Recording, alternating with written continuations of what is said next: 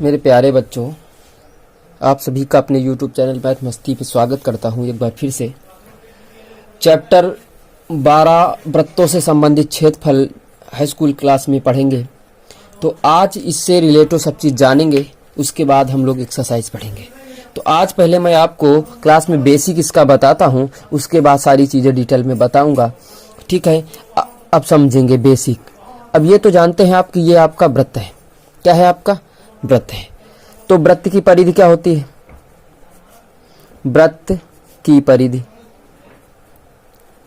आप जानते हैं, वृत्त की परिधि 2 पाई r होती है। ये आपकी वृत्त की परिधि होती है। वृत्त की परिधि किसे कहते हैं? वृत्त के परिमाप को ही परिधि कहते हैं। जैसे त्रिभुज होता है तो तीनों भुजाओं का योग ही वृत्त का परिमाप होता है, तो उसी प्रकार परिधि, वृत्त के परिमाप को ही परिधि कहते हैं। परिधि बराबर 2 पाई r। पाई का मान आप लोग अच्छे से जानते हैं, पाई का मान 22/7 या 3.14 होता है। अगर क्वेश्चन में पाई का मान 22/7 दिया है तो 22/7 रखोगे, और पाई का मान अगर 3.14 रखा है तो 14 रखोगे। ठीक है, परिधि हो गई। वृत्त का क्षेत्रफल क्या होता है? पाई r स्क्वायर। वृत्त का क्षेत्रफल पाई r स्क्वायर। अगर आपसे कहा जाए, भाई थोड़ी देर के लिए समझेंगे, यहां पे समझना है कि अर्धवृत्त की परिधि क्या होती है। क्या लिखोगे? अर्धवृत्त की परिधि समझना है, मैं डिटेल समझाऊंगी। अर्धवृत्त कैसे बनता है भाई, एक बार समझो। यहां पे समझो अर्धवृत्त। ये आपका अर्धवृत्त मान लीजिएगा, ये आपका अर्धवृत्त है। क्या है? अर्धवृत्त है। ठीक है, समझना है। अब यार परिधि क्या होती? 2 पाई r। अर्धवृत्त की परिधि क्या होगी? 1/2 आधी होती, तो 2 से 2 कैंसिल हो गया, पाई r।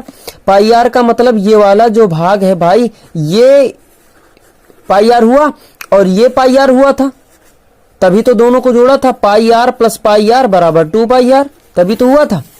इसका मतलब ये वाला भाग पाई r हुआ, इतना भाग पाई r हुआ, और पूरा लिया जाता नहीं। वृत्त के परिमाप को ही तो परिधि कहते हैं। ये कितना होता? r, ये कितना होता? r। यानी क्या लिखेंगे? पाई r प्लस r हो जाएगा पाई r प्लस 2r। तो r मिल जाएगा कॉमन, पाई प्लस r क्या बन जाएगा? Pi plus r। बात समझ में आ गई?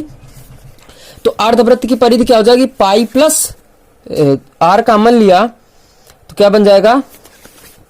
यहां 2 बचेगा, पाई प्लस 2, यानी r पाई प्लस 2 बच जाएगा।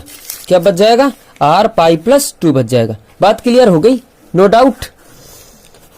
ये r प्लस r 2r हो गया ना, व्यास बोलते हैं इसको, व्यास। एक इसका बेसिक वृत्त के बारे में केवल हम लोग अगली जो क्लास होगी वो केवल वृत्त के बारे में आपको समझाएंगे। अभी यहाँ पे त्रिज्यखंड, क्षेत्र त्रिज्यखंड, वृत्तखंड, दीर्घ त्रिज्यखंड, लघु वृत्तखंड, इसके बारे में हम लोग आज डिस्कस करेंगे।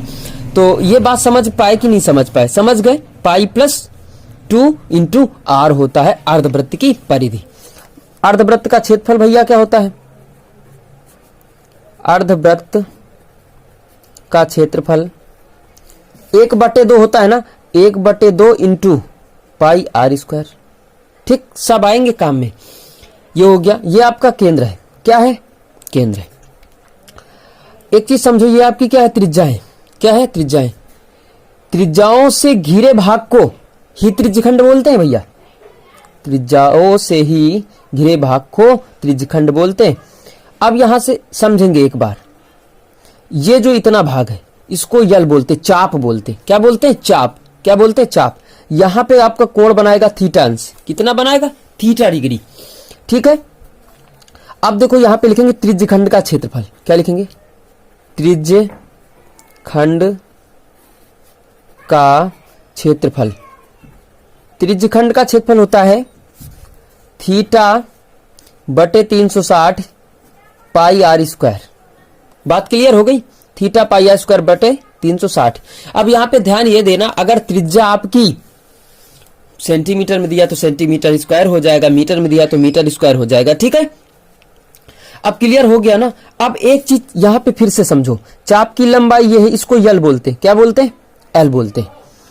तो लिखोगे त्रिज्यखंड के चाप की लंबाई, त्रिज्यखंड के चाप की लंबाई क्या होता भाई? एक बार समझेंगे यार, इसको L बराबर लिख लेंगे। तो त्रिज्यखंड के चाप की लंबाई होती थीटा बटे 360 गुणा 2 पाई आर। या अब देखो भाई, कुछ लोग बताते हैं, सही बताते हैं, 2 से इसको काट दो 180 आ जाएगा, तो थीटा पाई आर बटा 180 ये भी लिखा जा सकता है। ठीक है। अब देखो भाई यार, ये देखो लघु भाग है। कौन सा है? लघु। और ये वाला जो भाग है ना, ये दीर्घ भाग है। क्या है? दीर्घ भाग है। अब लघु त्रिज्यखंड का क्षेत्रफल तो तुमने निकाल लिया, ये लघु का तो है। अब दीर्घ का निकालोगे, जिसे लिखा जाए, आपसे पूछा जाए दीर्घ वृत्तखंड का क्षेत्रफल बताओ। दीर्घ वृत्तखंड का क्षेत्रफल क्या होगा? तो आप देखो, अगर पूरे वृत्त का क्षेत्रफल क्या होता है? पाई आर स्क्वायर होता है। अगर पाई आर वृत्त का पूरे क्षेत्रफल होता है, पाई आर स्क्वायर में अगर ये वाला घटा दे हम लघु त्रिज्यखंड का क्षेत्रफल, तो हमारा आ जाएगा नहीं आ जाए दीर्घ का। तो यहां क्या लिखेंगे? लघु त्रिज्यखंड का क्षेत्रफल। लघु त्रिज्यखंड का क्षेत्रफल यानी सूत्र क्या बनेगा? पाई आर स्क्वायर माइनस इसका मान कितना होता है?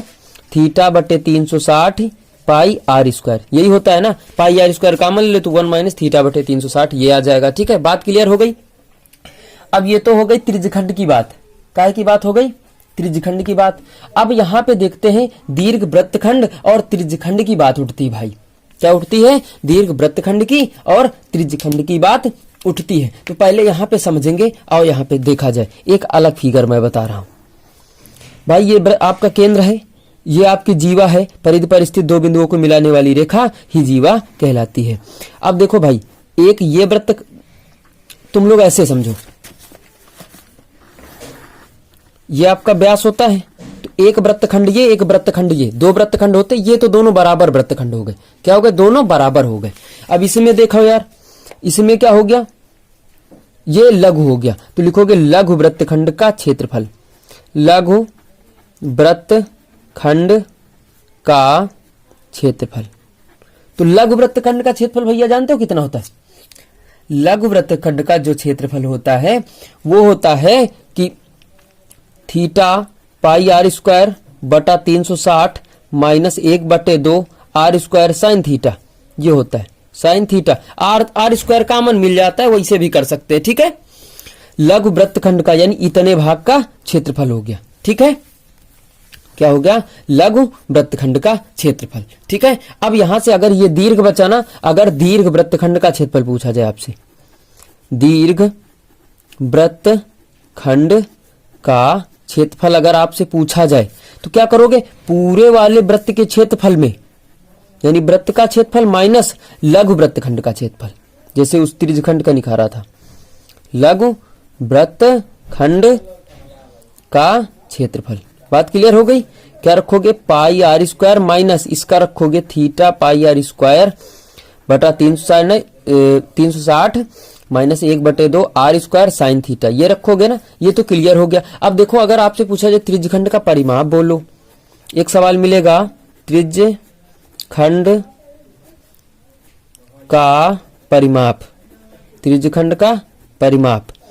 अब भैया देखो, इसका मान यल होता है, त्रिज्यखंड यही होता है, ये आपकी आर, ये आपकी आर, तो क्या हो जाएगा? L प्लस आर, यानी क्या बन जाएगा? L plus 2R। ये क्लियर होगा। एक चीज और समझ लो, यल का मान जो है ना, एल का मान कितना निकाला था? इतना निकाला था, थीटा पाई आर बटा 180 प्लस 2R, ये भी हो जाता है। 2 सूत्र हो जाते हैं, एक तो ये होता है L प्लस 2R, क्या होता है? L plus 2R। एक दूसरा सूत्र L का मान रख दो, कहां से आया? L का मान रख दिया। तो आज हाँ, एक चीज और बता दें, 1 मिनट में कितने अंश का कोण बनेगा? तो 1 मिनट में, एक सीधा सीधा मैं बता रहा हूं, 1 मिनट में कोण बराबर कितने अंश का? 6 अंश का कोण बनता है। ठीक है, अगर 5 मिनट कहता है तो कितना हो जाएगा? 6 गुणित 5 बराबर 30 अंश का कोण बन जाएगा। ठीक है, 10 मिनट का कहता है तो 6 गुणा 10 बराबर कितना हो जाएगा? 60 अंश। क्लियर हो गया भैया? अब तुम लोगों को ये ध्यान देना, ओके ना। अब एक काम कर लो, इतनी बात तो समझ में आ गई। ठीक है, तो आज के लिए मैं बस इतना रखता हूं। उसके बाद अगली क्लास में आपको एक्सरसाइज के सवाल मिलेंगे। ठीक है, तो दैट्स ऑल, कल फिर से आप सभी का स्वागत करेंगे।